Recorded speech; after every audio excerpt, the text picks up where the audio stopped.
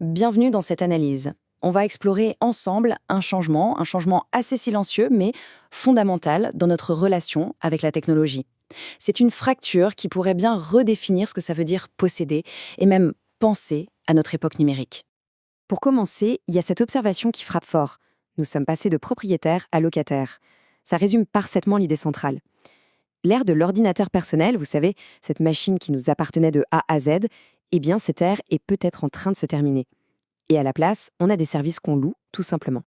Première partie, la fin de la propriété, avec la montée de ce qu'on appelle le technoféodalisme. Pour vraiment saisir ce qui se passe, il faut voir les choses sous un nouvel angle. Et ça commence par un concept clé, la privatisation de la puissance de calcul. Là, on n'est plus vraiment dans le capitalisme classique, non. On parle d'un nouveau système, le technoféodalisme. L'idée, c'est qu'on devient des sortes de serfs numériques. On loue nos vies digitales à une poignée de seigneurs de la tech et en échange de leurs services, on paie avec nos données. La stratégie derrière tout ça, elle est assez claire. Il s'agit de transformer l'intelligence artificielle.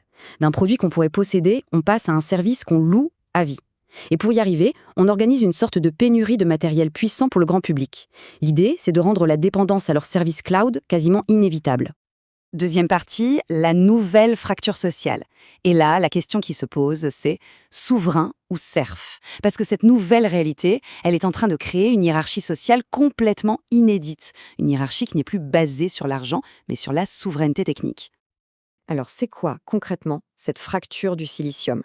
En fait, il ne s'agit plus juste de savoir si on a accès ou non à Internet. Non, la nouvelle, vraie fracture, c'est d'avoir ou de ne pas avoir la puissance de calcul chez soi, en local, pour faire tourner sa propre intelligence artificielle.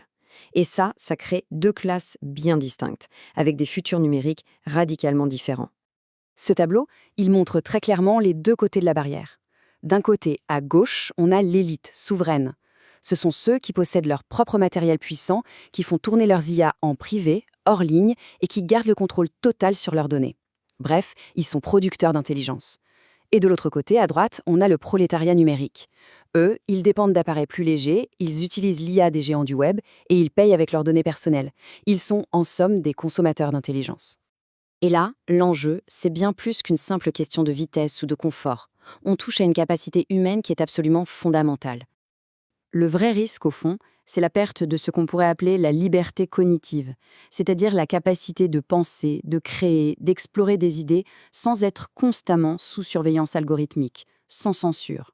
Si on ne peut pas faire tourner sa propre IA, cette liberté fondamentale est directement menacée. Troisième partie, la stratégie de la forteresse suisse, une sorte de preuve géopolitique. Si tout ça sonne un peu comme de la paranoïa, eh bien regardons comment l'un des pays les plus stratégiques au monde se prépare très concrètement à cet avenir. La Suisse, elle ne prend vraiment aucun risque. Elle est en train de construire un supercalculateur, ALPS, pour être sûre de ne pas dépendre des géants américains. Elle transforme même d'anciens bunkers militaires secrets en véritables coffres-forts pour les données. Au niveau d'un État, la puissance de calcul est vue comme une ressource aussi stratégique que l'uranium, et la dépendance au cloud est considérée comme une vulnérabilité majeure. La leçon à en tirer est assez simple. Si un pays aussi riche et prudent que la Suisse a peur de dépendre de Microsoft ou d'autres, un simple individu devrait au moins se poser des questions sur sa propre dépendance. En fait, la stratégie suisse, c'est une version à l'échelle d'un pays de la résistance individuelle qu'on va voir maintenant. Quatrième partie, la voie vers l'indépendance et le digital prepping. Bon, du coup, comment est-ce qu'on peut faire à notre petite échelle pour imiter cette stratégie suisse? Eh bien, la réponse se trouve peut-être dans un nouveau mouvement qu'on appelle le digital prepping. Ce digital prepping, ça se passe en 3 étapes.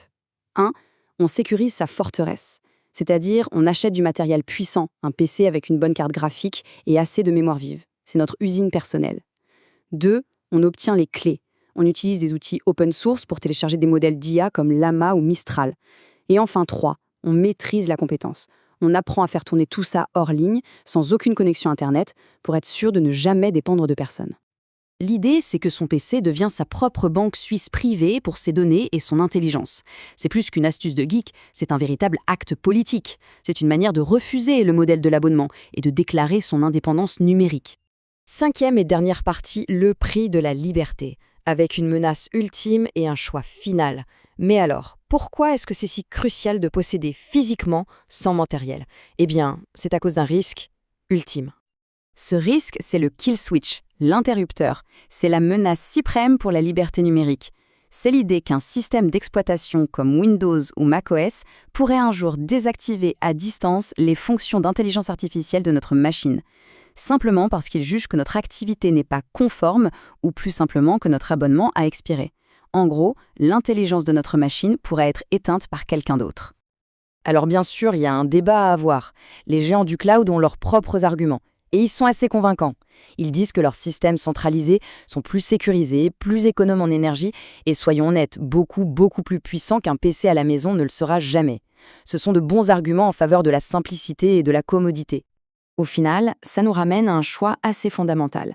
Le choix entre une intelligence peut-être moins puissante, mais totalement libre, et une intelligence supérieure, mais captive. Tout dépend de ce à quoi on accorde le plus de valeur, la performance absolue ou le contrôle absolu. La question finale, c'est donc celle-ci. Est-ce que la liberté intellectuelle a un prix ? Et comme on vient de le voir, il se pourrait bien qu'au XXIe siècle, ce prix soit tout simplement celui d'un ordinateur puissant.